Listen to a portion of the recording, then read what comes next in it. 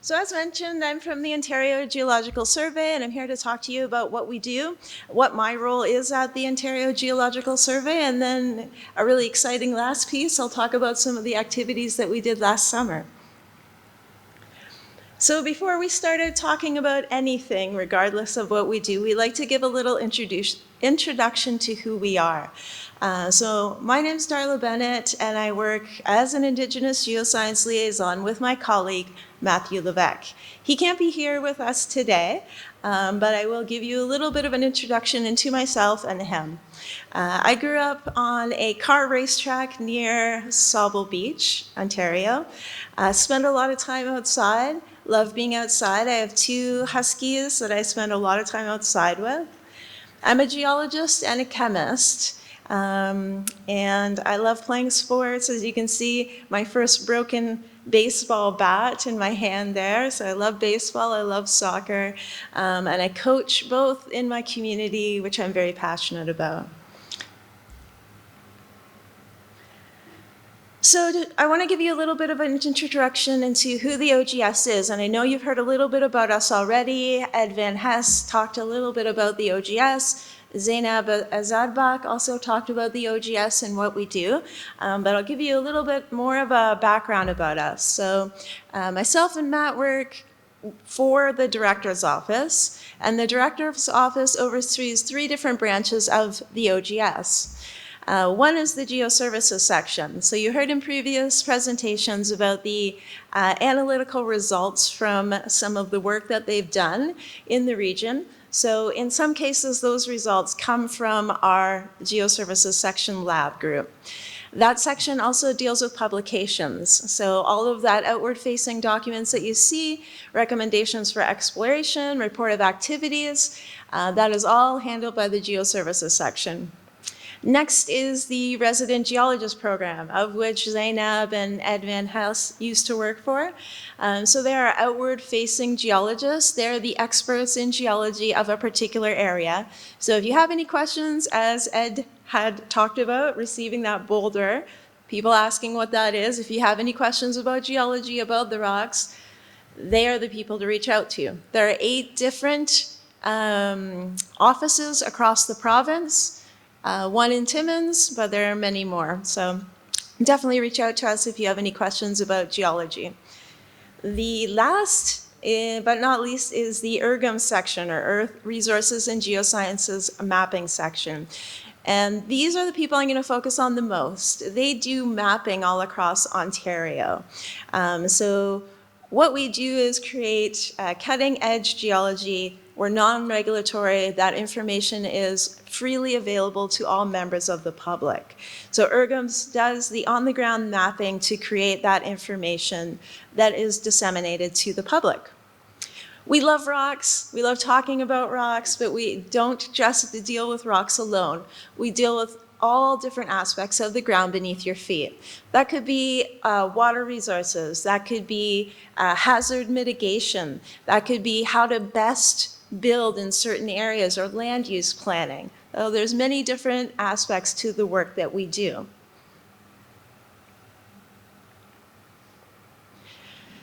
So now that you know a little bit about our organization, you may wonder what our role is. So we do a number of different things, and as I mentioned, there's 2 of us. We work in different areas of the province. I cover the northeast and the south. My colleague covers the northwest, but we work together on projects throughout. You may have heard Nicole mention about early and often communication with Indigenous communities, and we are big advocates of that. So when we think about a project in a particular area, the first thing we do is reach out to Indigenous communities whose land area is in that project boundary. And we tell them a little bit about our proposed project and invite any kind of information they may have to share with us. We invite the opportunity for presentation to learning more about the project. So that's just the first step. I'll talk a little bit more about the process, but we do engage with communities often throughout the proposed mapping process. 95% of the work we do is non-regulatory. but we value relationships regardless of whether we have the duty to consult or not. And if an Indigenous community does not want us in their traditional land use area, we respect that. One of the other roles that we have as IGLs, as we're called, is to help geologists and other technical specialists translate their technical language into more common speaking terms. So that helps bridge gaps sometimes. So Nicole talked about capacity, and that's a definite issue in many Indigenous communities. Many have to deal with so much that they don't often have time to become experts in any specific field. So one of the ways that we can help, a small way that we can help, is to bring that knowledge to all people in a more accessible way. And we work really hard to be able to do that. So I'll bring you back to this OGS placemat again to highlight another thing that we do. So this placemat was created to share with the general public to talk about the OGS and who we do. We translated it into French, and we, the IGLs, have also worked with community members all across Ontario to create different translations to Indigenous languages. We understand that it's really important to work with community members, as dialects often differ depending on what area of Ontario you are in. We also work internally to create best practice documents. So we developed a document to share internally with staff as well as students. And it gives a little bit of a background on some issues in Indigenous communities, some best practices, how to find accommodations. It talks a little bit about ceremonies and terminology. And talking about that often communication that's really important to us. This is another thing that we've created. So the first step is reaching out, talking about our proposed projects, inviting feedback, offering presentations, or the opportunity for Indigenous communities to join us in the field. After the field season is done, we create this document that talks about what we've done over that field season, what we found, what the results are, what are any upcoming publications. We again offer ways for community members to be involved in the project if they so wish. So we've had a lot of success with this interim letter, and it's one of the ways that we can keep in touch with Indigenous partners throughout the year to let those communities know what we've done, what we're doing, what's upcoming. Our projects are often multi-year. So getting to what we've done and how we do it. So when we offer presentations to Indigenous communities, we try to start at the ground level. There's a wide range of experiences with the people that we work at. So some may know what mapping is, some may have no idea. So we like to start at just the base level. What is geological mapping? And what does each specific project do? What do we hope to accomplish? What does it look like throughout the year? So this is a typical slide that we would use. Now to get to the exciting stuff. So these are some of the collaborations that the OGS has done throughout the past field season. The first one was at Michipicoten First Nation. So we were lucky enough to be invited to their community gathering, which was a week-long event that was held last July. I like to show these range of pictures because it represents how important we take our relationship and our knowledge sharing. So you see in the photo, which I think would be to your bottom right, some members of the RGP and myself at the community gathering. So we bring rock samples, we bring maps, we bring fossils, we bring other cool rocks, and we talk about what those rocks are and how they're connected to the things that we use in our everyday life. We also have cool activities for the kids, so that should be on the top left. So we bring sandboxes filled with amethyst, and we get kids to join in activities to encourage interest and perhaps engage the next geologist, the geologist of the future. And then the other two photos there are what we learned from that community during the time that we were there. So if you see the bottom left photo, we were lucky enough to be invited to a traditional knowledge keepers session in which he told the creation story. So our whole crew that you see there was invited to this talk and participated in this presentation given by a traditional knowledge keeper from Michipicoten. And we were allowed to interact and learn all about the creation story. And if you then, last picture I'll go to here in the top right, was a sweat lodge that we participated at this community event. And so again, very fortunate, blessed to be allowed to attend one of these ceremonies at this First Nation. And this is a perfect example of how we understand that our relationship is not just one way. It's not about the geology. It's about building relationships within communities. And that is multifaceted, and that involves so much more than just information sharing. This is an ongoing relationship, and we really value our Indigenous partners. Sometimes our projects may involve sampling in areas which may be sensitive, culturally sensitive to Indigenous communities, and there's a couple ways that we can handle that. Since we share our project boundaries with Indigenous communities, they can let us know which areas they would like us to stay out of. Sometimes we can just respect that and stay out of that area. Other times we can work with Indigenous communities to map that area together, and this is a picture of that happening. So this is a picture of a community member joining us, mapping in the field for a day on a culturally sensitive area. They were able to facilitate sampling, let us know where to sample, what was okay to sample, and let us know areas that we should not sample from and should stay away from. We're really fortunate that day to actually come across some previously undiscovered pictographs in the rocks there. So that was a really exciting day for us as well as the community.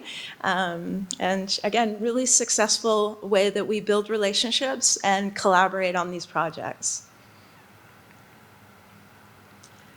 Sometimes Indigenous communities like to join us for a day of mapping in the field.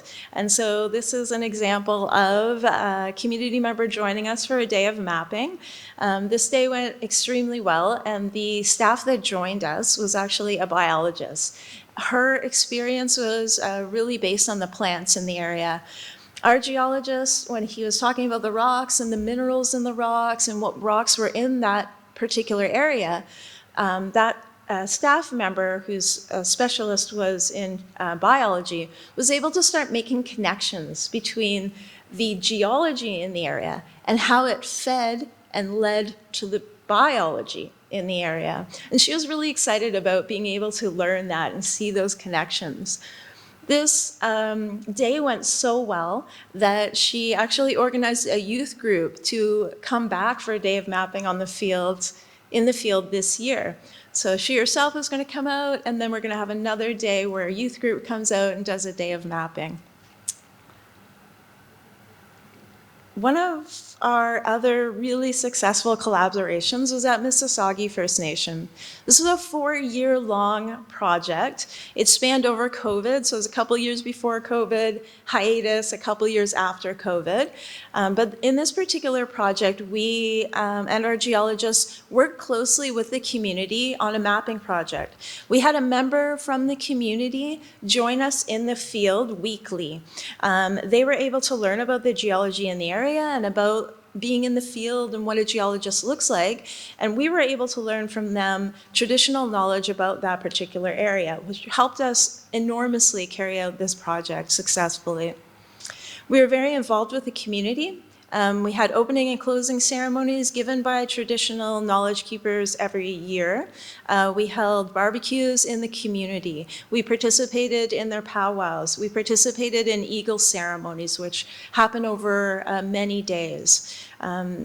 We have continued this relationship even though the project concluded last year, all the way up to today. So traditional knowledge keeper joined us at GACMAC in late May, and we actually gave a presentation about this project with our traditional, with that traditional knowledge keeper.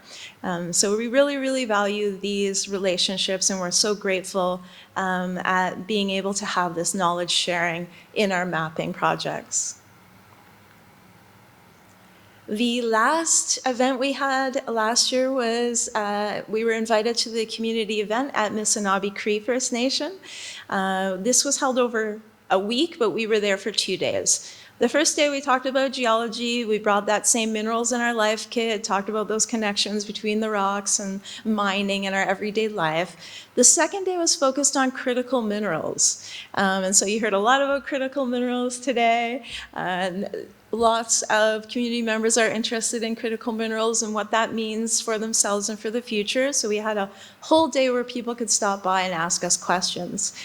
Maybe you can see in this picture, maybe not, but we had some prospectors at that particular community event. He brought a bunch of rocks over, and I was sitting there looking through the rocks with him, helping him identify which ones he might want to send for further sampling and which ones he may not want to. So again, just highlighting the importance of these relationships to us and how we build these relationships over time.